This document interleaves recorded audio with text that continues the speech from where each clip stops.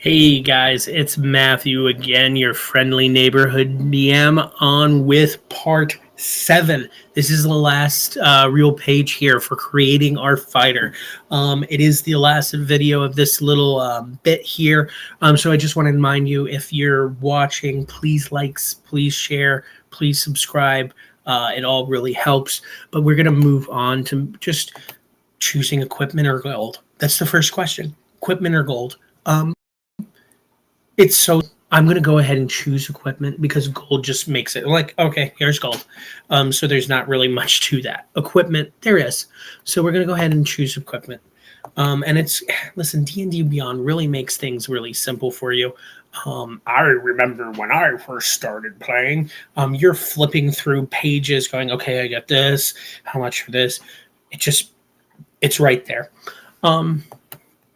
So you've got a couple of choices here. Wow, you've got a lot of choices here. So you've got a bunch of ores here. You can either get chainmail or leather armor, longbow, and 20 arrows, a martial weapon and a shield, or 2 martial weapons, a light crossbow and 20 bolts, or 2 hand axes, a dungeoneer's pack, or an explorer's pack. So let's just go step by step here. So it comes down to the first option, which is heavy or light. Are you going to be lightly armored? Or are you going to be heavily armored? Choose wise adventurer. Lightly armored. You're going to have a lower armor class. Gotcha. Less things protecting you. But what do you get instead? The ability to sneak around. If you guys have been watching since episode 1, we haven't really been creating a character that would be very good at sneaking anyway. So you know what? We're going to go with chainmail. Why not at this point? Next, we can either pick a martial weapon and a shield or 2 martial weapons. So, what are martial weapons? Well, let's go ahead and pick what I was going to pick, which is a martial weapon and a shield. Again, you get a shield, you're going to increase that armor class. We picked defender as our fighting style. We've already increased our armor class. Let's go full in and make sure that this tank can take a hit. So, these are our list of martial weapons, guys. It's right there for you. What do you want to hurt your enemies with? There's no real wrong answer. And this is where you also get into role play versus min-maxing. So min-maxing would be like, oh, well, you should pick this weapon instead of this weapon because it rolls a higher dice. Pick whatever you want, guys. Have fun. You know what I like? We're going to be with a shield. So we want something that's one-handed. So there is nothing wrong with, let's say,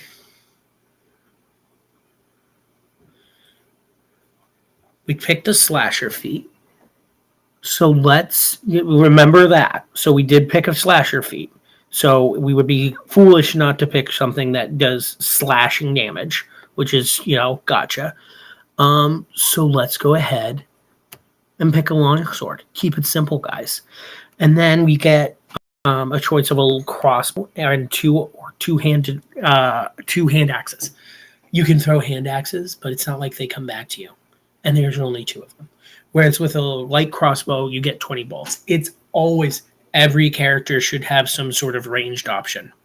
I'm not saying you should be using it frequently, but you should have it because sometimes you might need it. So we're going to take that light crossbow and 20 bolts because better to have and not need than need and not have. Dungeoneer's pack and Explorer's pack.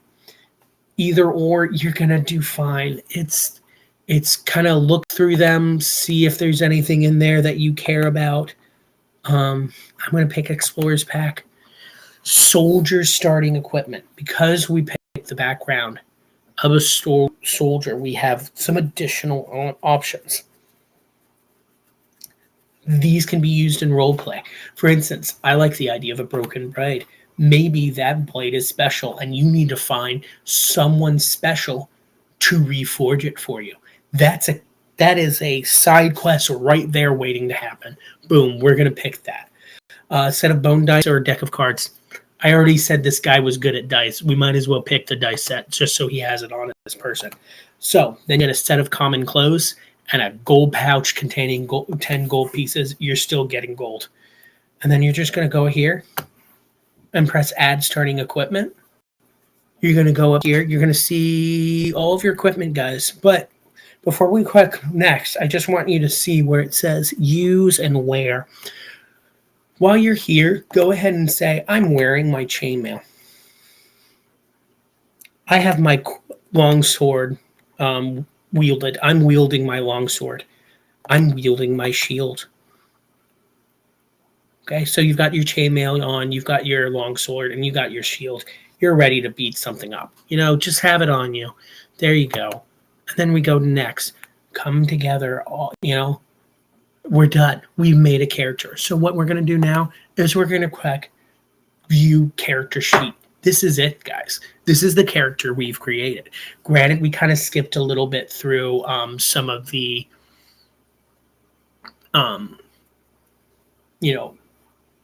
details of what our character looks like. But this is if you got a paper character sheet, this is very much so what you would see there. So we're going to take a moment here, and we're going to briefly go through some of this, not all of this, because again, I want to keep these videos kind of short, but we're going to go through some of these things here. So if you see in the top, the efficiency bonus I talked to you about, +2.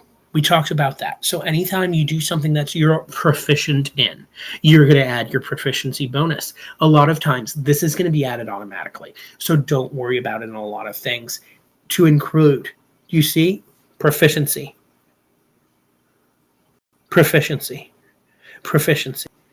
not proficient. So that's how you see that. And it's automatically added in. So we're playing a game, all right, guys? Let's just say that. We're playing a game.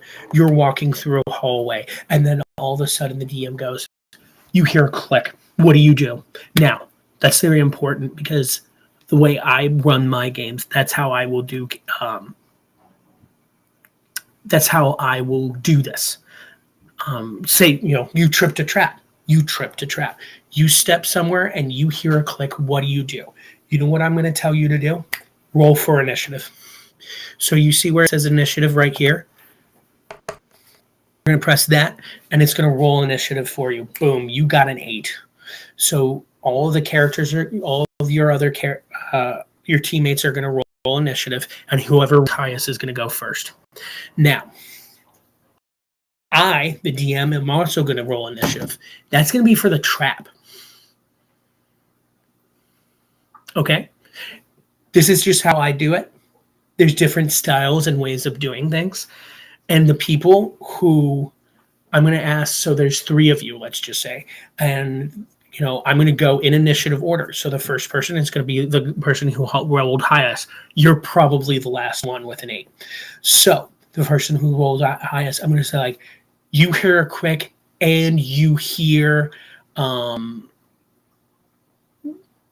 sound, a rumbling coming towards you. What do?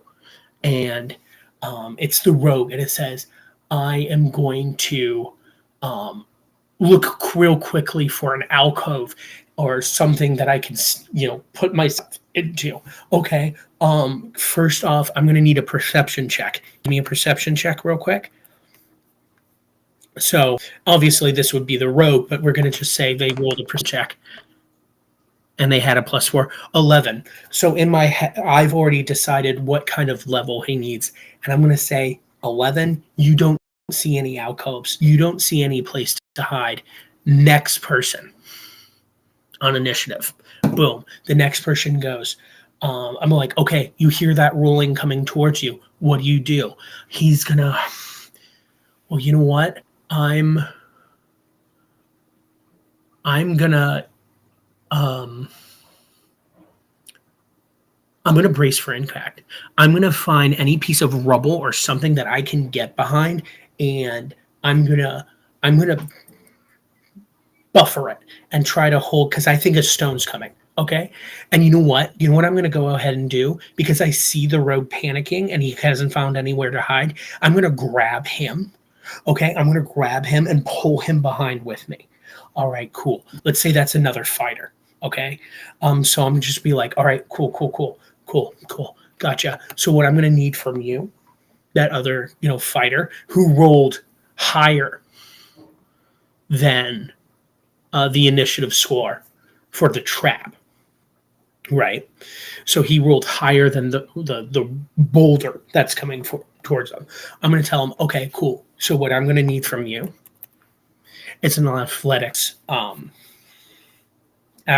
check. So he's going to roll for athletics, and he rolled a 3, man. So you know what? He doesn't quite get. You're not quite able to grab the rogue in time, and you kind of slide behind the rocks, but they're not nearly as like stable as you'd like them to be, and you kind of wait there. You're there as much as you can be, but this is not good. All right, well, you know what, it's the boulder's turn.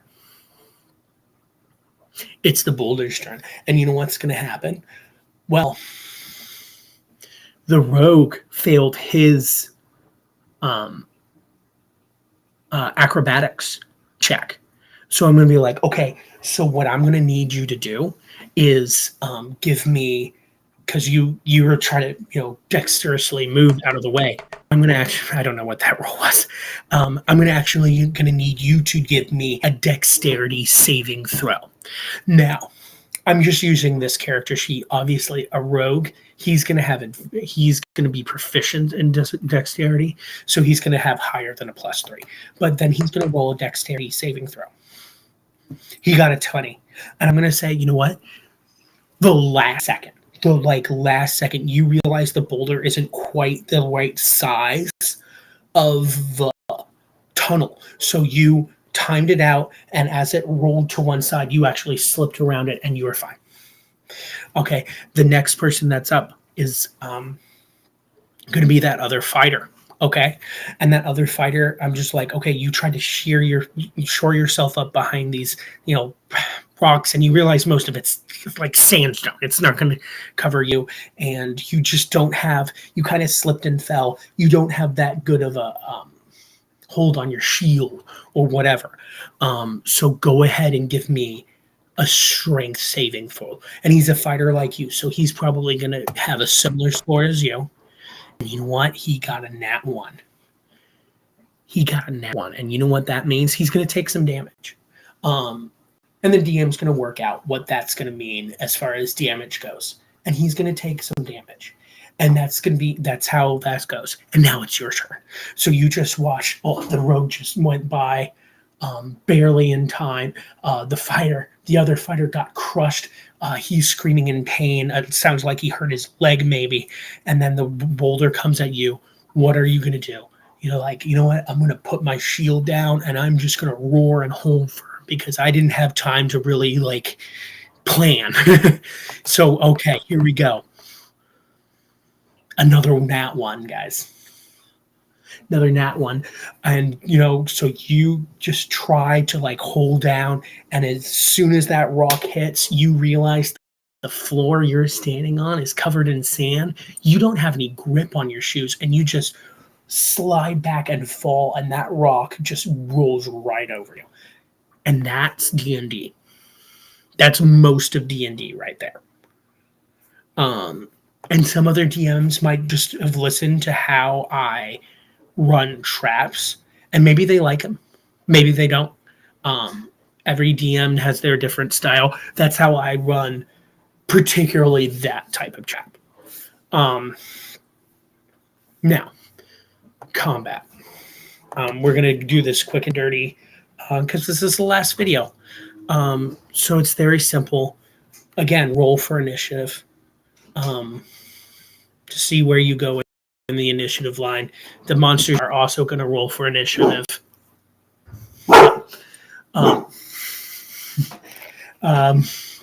And, you're going to roll to hit like we talked about. So let's just do it real quick. Roll to hit. A 10 plus 5, that's 15. We're going to say that hits the goblin you're attacking.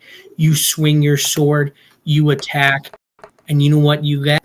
You got 5 damage, and you swing your longsword and you hit that goblin, and and he swings back at you, and he rolls. We're just going to use yours again, like we have been, and he rolls a 17. 17 to hit. Does that hit? Well, you're going to look right here at your armor class. You've got a 19. No, it doesn't hit. You have your shield. He swings his rusty little, not even a sword. It just looks like a rusty metal hook, and he just swings it at your shield, and you just hear it against your shield, but it doesn't hurt you at all. And then, you know what? You're going to just I'm going to shield bash him. I'm going to shield bash him, and then I'm going to swing my sword and attack him one more time. All right. Okay, cool. All right. You rolled a 16, 21. You know that hits. So you know what? You're going to go ahead, and you're going to swing, and you're going to roll, and you got a 1. You got 4 points, but you know what? This is a goblin. So you know what you're going to hear me say? How do you want to do this? That means I want to hear how you want to kill this goblin. Do you want to just slash his head off? Do you want to stab it in the gut? Do you want to, this is Sparta, kick it in the face? Whatever you want to do, tell me. And that's combat, guys. That's most of combat as a fighter. You don't have spells. It's simple. As you level up, you can do a lot more things, and we'll talk about that another day, guys. But guys, you've been great. Thanks for watching. Please like, please subscribe, please share, and I will see you next time. Again, good luck, adventurers.